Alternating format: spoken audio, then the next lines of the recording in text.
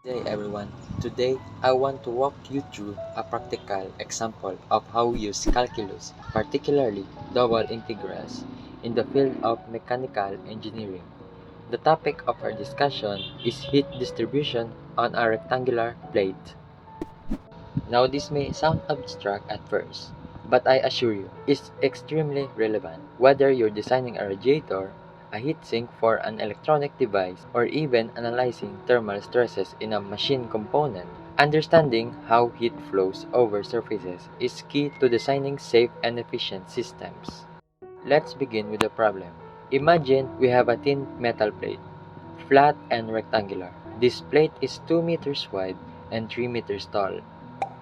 Heat is being applied to the surface, but not in a uniform way. Instead, the amount of heat is being radiated from any point on the surface changes depending on where you are on the plate.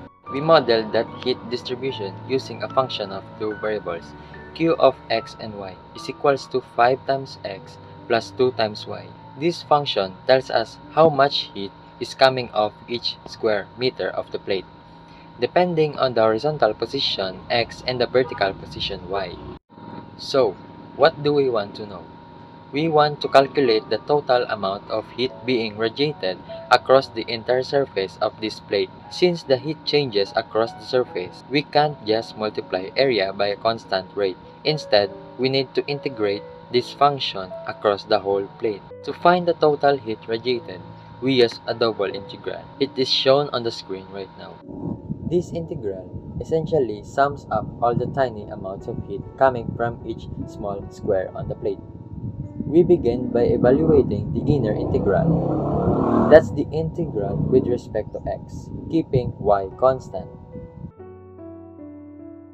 The integral from 0 to 2 of the quantity 5x plus 2y with respect to x. When we solve that, we treat y as a constant equals the antiderivative of 5x plus 2y, which is 5 halves x squared plus 2yx evaluated from 0 to 2.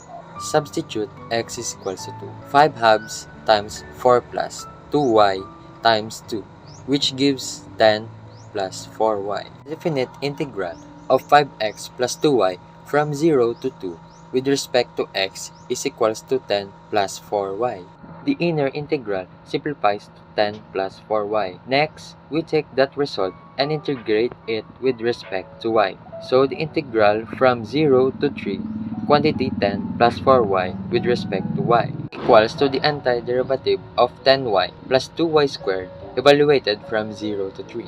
This comes out to 30 plus 18, which sums up to 48. That's our answer. The total heat radiated by the plate is 48 watts. So, here's a diagram of the setup to help visualize what's going on. The rectangle you see is the plate, and the heat distribution increases both as we move to the right along the x-axis and forward along the y-axis. That makes sense, based on our function q of x and y is equals to 5x plus 2y. It increases when either x or y increases. So, the top right corner of the plate is where the highest heat intensity is, while the bottom left is where it's lowest.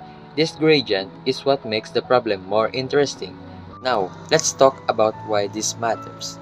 First of all, this wasn't just an abstract math problem. This kind of analysis is used in real-world engineering all the time. Using calculus, specifically double integrals, we can quantify how much of something heat in this case is acting across that surface. Without this tool, our estimates would be rough and unreliable.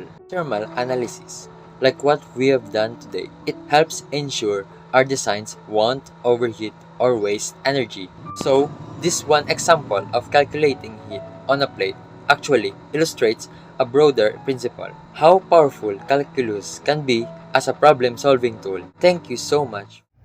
Hello! In this presentation, we'll explore how software engineers use integral models, cone-shaped objects in 3D graphics, whether it's for game development, virtual simulations, or 3D rendering. Understanding the geometry of cones is vital for creating realistic visual experiences and optimizing performance. What is software engineering in 3D graphics? Software engineering in 3D graphics involves creating simulations games, or visualizations that requires rendering complex shapes and objects in virtual spaces. This includes cones, spheres, and other geometrical forms. Integral helps in calculating areas, volumes, and optimizing rendering processes. Let's look at how a cone-shaped object is modeled in 3D space. A cone is defined by its height and radius. When building 3D models or simulations, understanding the geometry of these shapes is crucial for accurate volume calculations, shading, and collision detection. In 3D graphic programming, we often calculate the volume of a cone to simulate physical properties like fluid dynamics or material usage in modeling. The volume of a cone can be calculated using the following integral formula. V equals the integral from 0 to h of pi times square of r over h times x with respect to x. Now, let's solve the integral for a cone with a radius of 5 units and a height of 10 units. By solving this integral, we get the volume of a cone. Using the volume of revolution method for a cone of height 10 and the base radius 5, we get V equals the integral from 0 to 10 of pi times the square of 5 tens x with respect to x. Now, let's simplify. This equals pi times the integral from 0 to 10 of the square of x over 2 with respect to x. Now, we square the expression. This equals pi times the integral from 0 to 10 of x squared over 4 with respect to x. And lastly, we factor out the 1 over 4 from the integral since it's constant. This equals pi over 4 times the integral from 0 to 10 of x squared with respect to x. By solving this integral, we get the volume of the cone. In 3D graphics, cone-shaped objects are everywhere, from traffic cones and flashlights to tower and fire effects. To make these shapes react realistically, software engineers use integrals to calculate their volume. This helps them figure out how much space the object takes up, how it should move or fall, and how it interacts with other objects. Even simple cones need these calculations to behave properly in virtual scene. Why this matters, you may ask? Integrals are a key part of making 3D graphic work.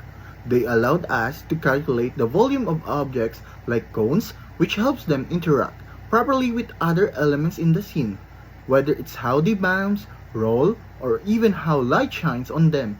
These maths help brings objects to life. In simple terms, without integrals, cone-shaped objects wouldn't behave the way they should be in 3D world. Hello first-year students of computer engineering in La Salle Bacolod. Civil engineering is all about building the things we use every day.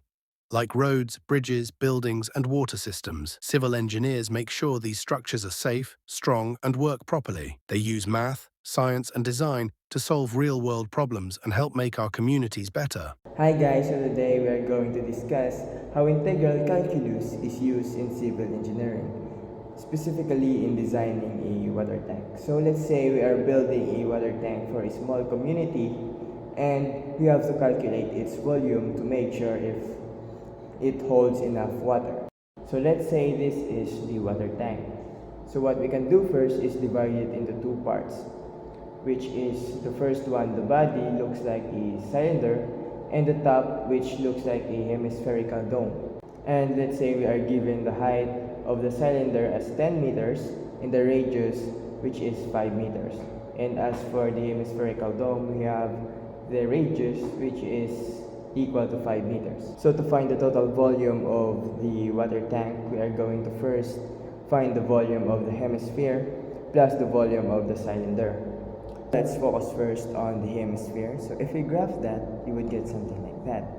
And if we rotate that about the y-axis, you would get this, which looks like exactly the shape of our hemisphere dome. Later, I will show you how to get the function and its boundaries. So our function comes from the formula x squared plus y squared is equals to r squared, which is a formula of a circle centered at the origin.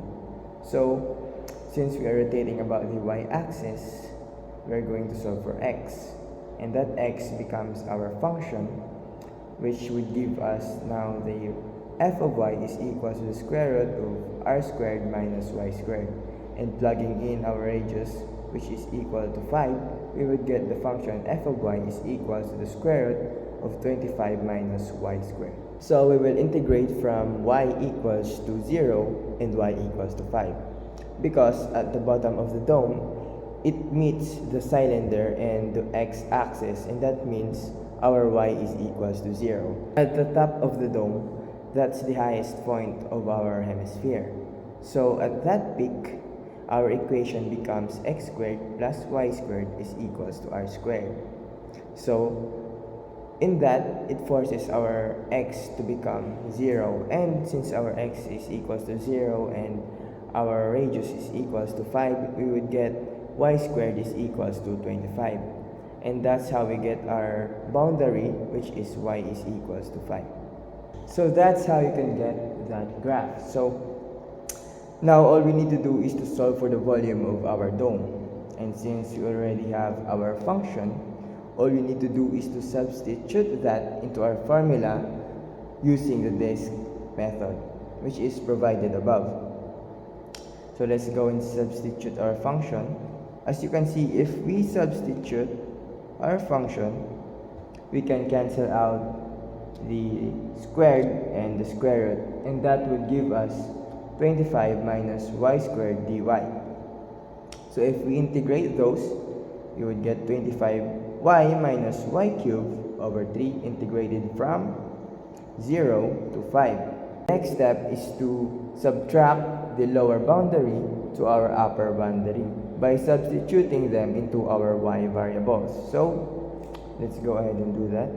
As you can see, if we solve that, we would get pi times 250 over 3, which is approximately 261.8 cubic meters. So now let's go and solve for the volume of cylinder. In this case, we are going to use the formula volume is equals to pi r squared times height. Take note that you can also use integral calculus for solving its volume, but in our case, let's just go and use the formula pi r squared times height.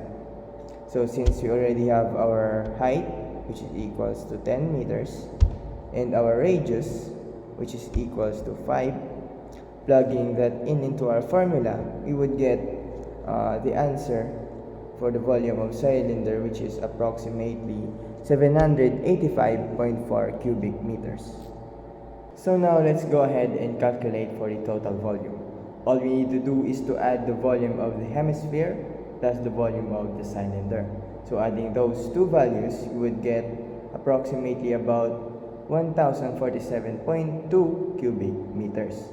And that's how you can calculate its volume. Hi everyone, in this section, we'll look at how integral calculus is used in electrical engineering, particularly in calculating the energy stored in a capacitor when voltage varies over time. So, let's say you're working with a circuit where voltage across a capacitor changes over time. To find the total energy stored, we need to integrate the instantaneous power over a given time. So let's proceed to slide 3. Deriving the integral. So we start with the energy formula. W equals the integral from 0 to t of v of t times I of t with respect to t. V of t equals 10 sine t and I equals 5 cosine t. Using sample values, we substitute v, t, and it to get w equals 50 times the integral from 0 to pi of sine t times cosine with t with respect to t. So moving on to slide 4, solving the integral. Using trigonometric identity, we simplify the integrand to 1/2 of sine 2t. The integral of sine 2t from 0 to pi is 0 because the positive and negative areas cancel out, so the total work is 0 joules. Proceeding to next slide. Real-world application. This is a key concept in AC system where energy is stored and released cyclically. Modern application include smart grid, energy systems, electric vehicle battery control, and wireless charging, where integrals help engineers predict power usage over time. Proceeding to the conclusion. Through calculus, we can model real-world behaviors in circuits, calculate energy flow, and build smarter, and more sustainable technology.